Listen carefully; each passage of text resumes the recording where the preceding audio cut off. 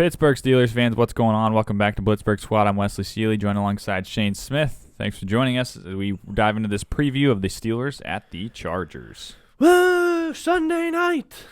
We love these night games anymore, don't we, Sam? I'm an old man. I tell you what. I'd rather have the 1 o'clock or 4 o'clock game. Yeah, me too. Especially because we record right after the game too. So Yeah. we makes a long night for us. Especially if they lose too. That'll be even longer night. Yeah, that'll push to like 1, 2 o'clock in the morning when you're falling asleep. But if they win, then it's okay. then it's okay. So, Ish. yeah, yeah, makes it a little bit better. Yes. Steelers travel to SoFi Stadium to take on the Chargers. Shane, I don't really know what to expect of this game. We've got so many people bouncing in and out of this game. We don't really know if they're going to play. This guy's going to play. Well, maybe not. Maybe he has a chance to play. It's just confusing at this point. I'm still confused where we're at. Yeah, it's Wednesday evening when we're doing this. We even pushed it back a typical day from when we're recording, and I'm still just as confused. Yep. Ben's not playing, but he has a chance to play. Who knows about Dotson? Who knows about Trey Turner? Who knows about Chase? They could all potentially be out on our defense. We could be out TJ, Joe. It looks like Minka's out, but nobody said for sure. It says likely out, but not 100%. So it's like, Yeah. It's so Up in the air. yeah. And then on the Chargers side, you're like, oh, okay, they're a pretty healthy team, right? Wrong. You have Terry Trilly. Yeah, Tillery. Who's out. You have this Covington who tested positive, then tested negative, then tested positive. So his status is uncertain. You have Bosa as a close contact, so he may not be playing. You have their linebacker, Tranquil, who was out last week and may not make this game, but he could make this game. And it's like, Whew. what is going on? Yeah. This is just, might as well just call it a preseason game, put all the backups in, and let's just see whose backups are better at this point. Yeah, 100%. Because I really do not know. Mm-hmm. Yep. As it stands right now, Mason is, I think, set to play. Starter. Yeah, I think that's what they've kind of game planned around. Mm-hmm. Ben does have a chance to play, I guess, if things fall into place for him. So we're riding the Mason train, most likely. Yes. I would say we're safe to plan on that. So we're riding the Mason Rudolph train one more week at least. I think we said this on our recap of the Lions game. We said, Mason didn't play horrible. He played decent at times. He played bad at times. He did enough to win the game, and other teammates didn't help him out, unfortunately. We had some things not fall our way. Offensively, though, in a total as a whole, regarding Mason and the whole rest of the offense, they just got to play a better fundamental sound game. Right. And I know the weather, obviously, we talked about that in our recap, had a lot to do with it too. But hopefully this should be a bounce back game for our offense to at least show a little bit more of what they're made of. Whether Chase plays or not, Najee's still going to be there. Deontay, James Washington, Freiermuth. Freiermuth and Deontay definitely have something to prove though because they fumbled those two last games. So. What do you think from the offense we're going to see? You think we're going to see improvement from last week to this week? Do you think with all those missing pieces that we'll see a decline? Big question. If I remember correctly, SoFi Stadium has a closed... Yeah. Okay. So I think so. I think it's retractable. Okay. So assuming that's closed, now I've heard that the outside is pretty well open, so some wind and stuff can come in. I think you're right. Weather should not be a factor, so I would expect improvements. You should be able to grip the ball better. You should be able to hold on to the ball better. You should be able to do everything better. Mm-hmm. So I would assume improvements. My concern rests on the line with Dotson. I don't care about Trey Turner. Yeah. Sorry, people, if you're a Trey Turner fan. I don't know why you would be because he's been trash this year.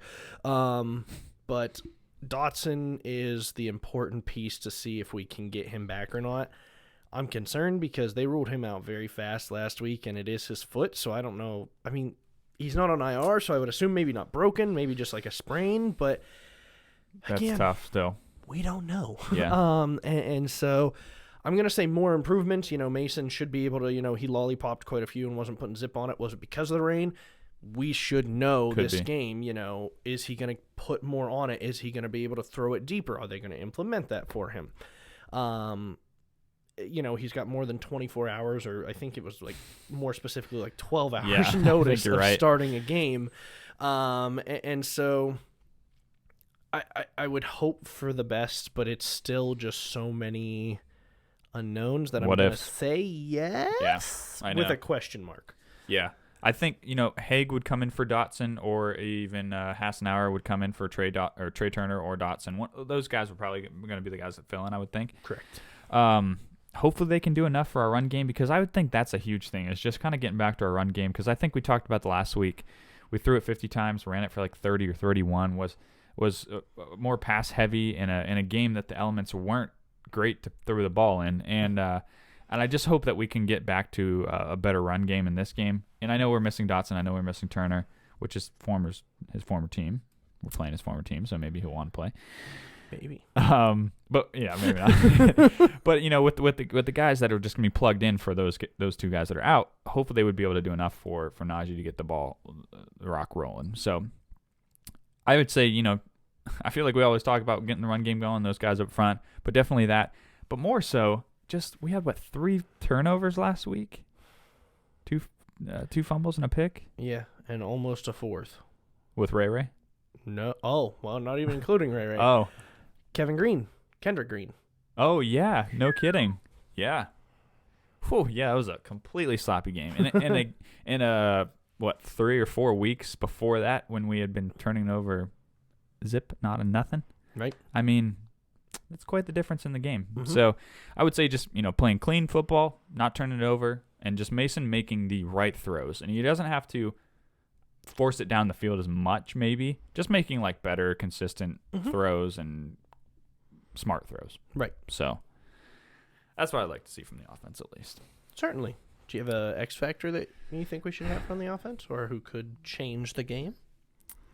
I don't know very much about the Chargers defense, but I'm just gonna go with Najee. I think he's a safe bet, just because the dude makes plays no matter what. Whether it's boxed up in the running game, he'll go out for a short pass and then break a tackle and he's off for 10 more yards. I mean, the dude tries he gives 120% every play.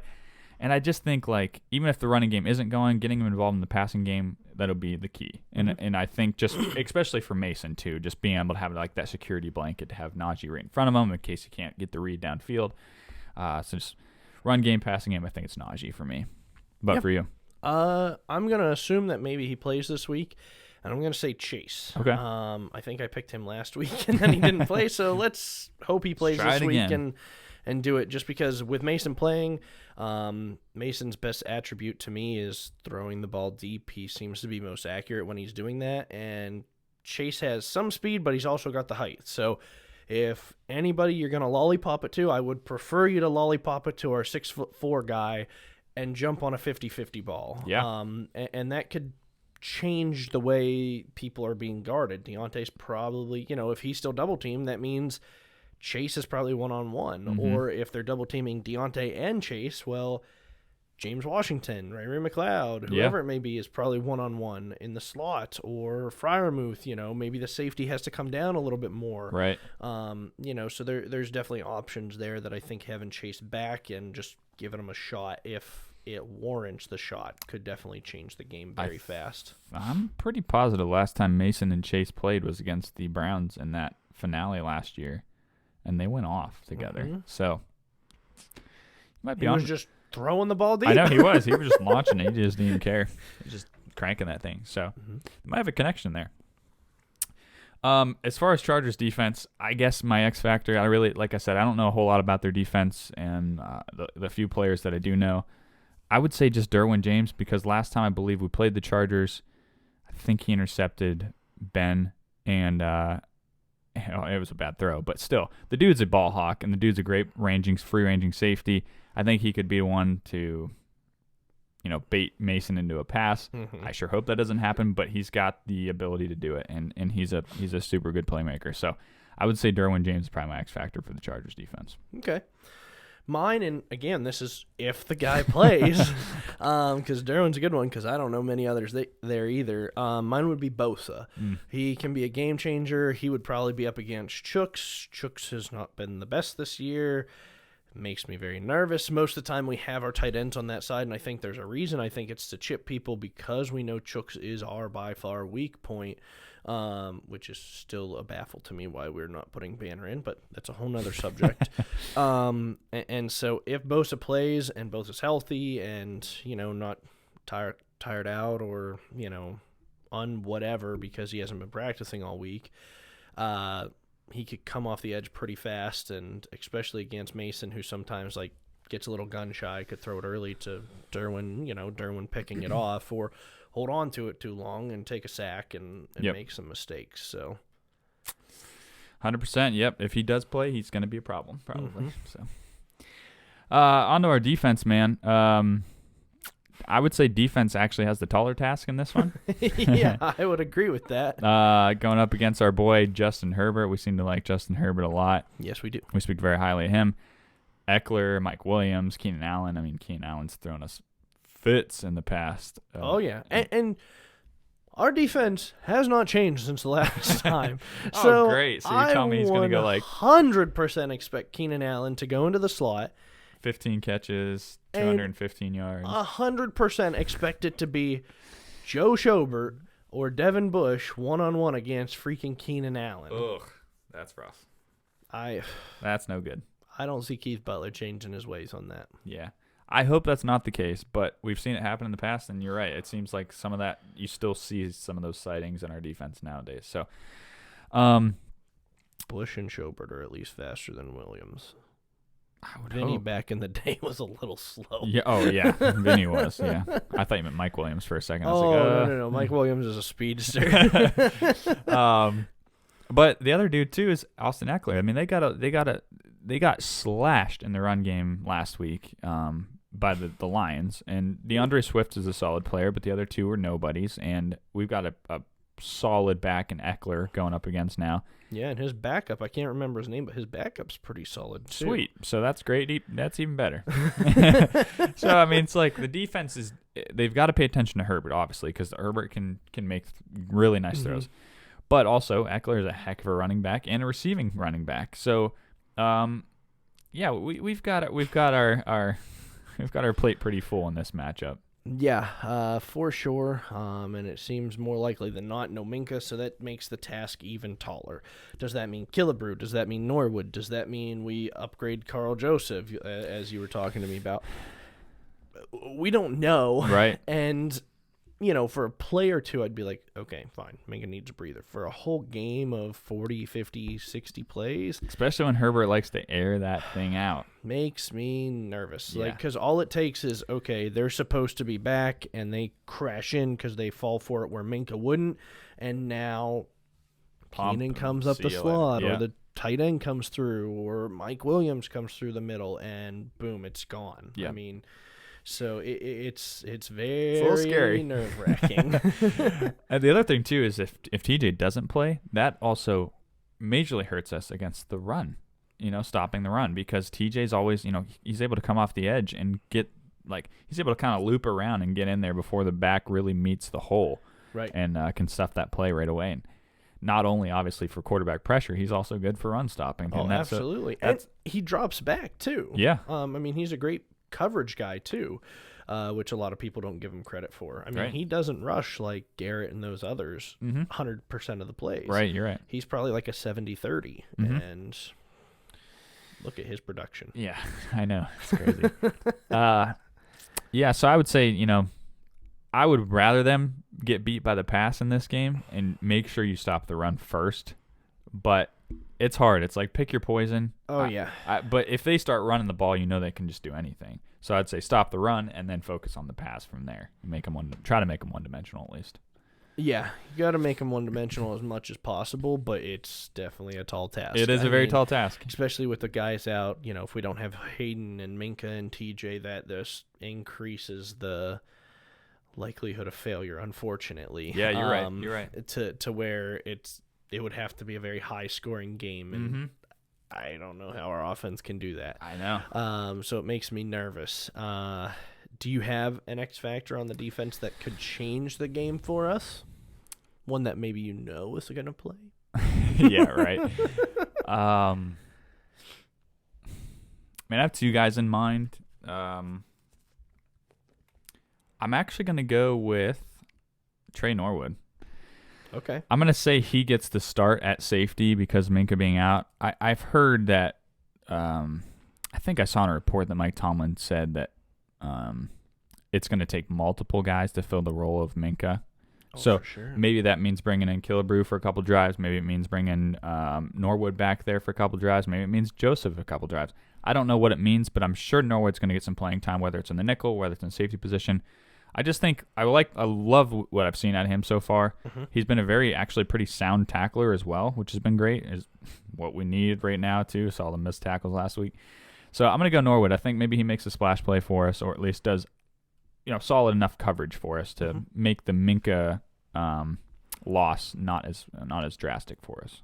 Okay.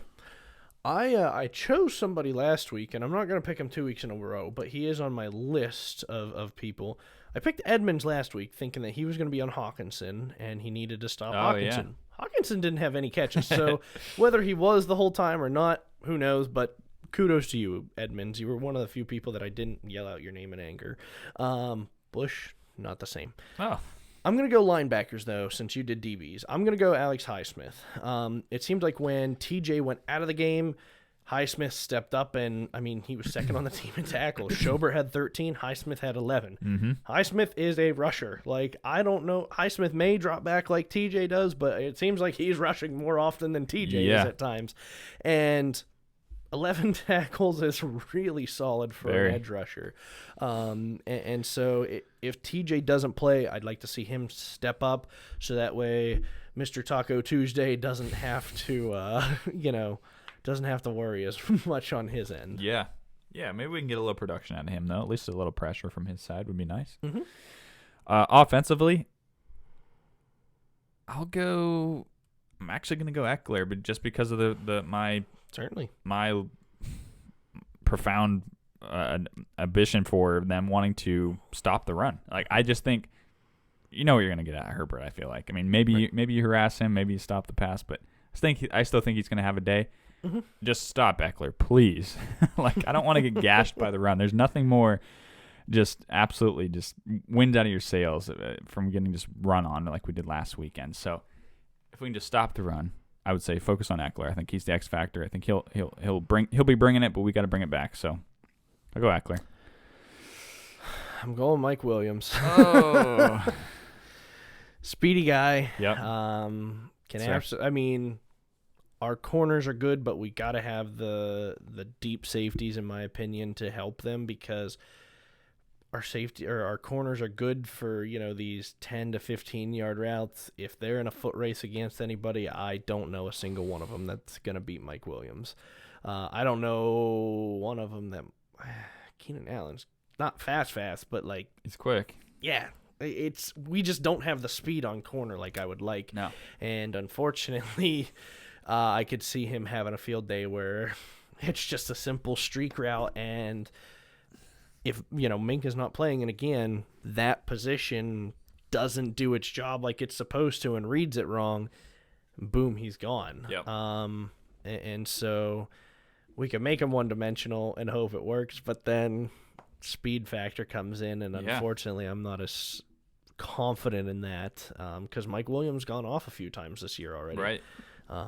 So all it could take is one play to flip it too, Oh yeah, one big play like that. One play, 80 yards, and there goes any sort of win that we had in our sails. Mm-hmm. Yep, 100%. Special teams. Really not much to say on Boswell. No, he'll be fine. I don't think we have to say anything on Boswell. He'll be money as per usual. Yep. McLeod. Get him out of here. Yeah. His handling and his returns have been a little bit subpar, to say the least. Maybe the Falcons can just cut Cordarrelle Patterson. Oh, there we go. And we can just snag him and get rid of Ray. Yeah. Special teams had a rough outing this past weekend as well. Horrible. So, not the best. Just clean it up, get some consistency going. Yeah. No turnovers. Again, hopefully weather's fine, and, maybe PH3 can get under one and boom it, another 60-some yards. And just, I'd like to see consistency on all points. Boss, get a hold of your teammates and just slack them around. Teach them your ways. Exactly. Give them the wizard strength. Yeah. I don't really have an X factor on our special teams for that. Boz. Yeah, Boz. He'll be our team. Boz makes 20 straight field goals in one game. Yes. What do you have for a bold prediction and score prediction for this game? I'm gonna go score first. Okay. I'm gonna go Chargers 31, Steelers 21. You suck. I'm just very nervous about this game with all the unknowns. Yeah. And unfortunately, the Chargers offense has not been affected by injuries and or COVID. So, therefore, circles takes the square. I think that's how that one goes. Sure.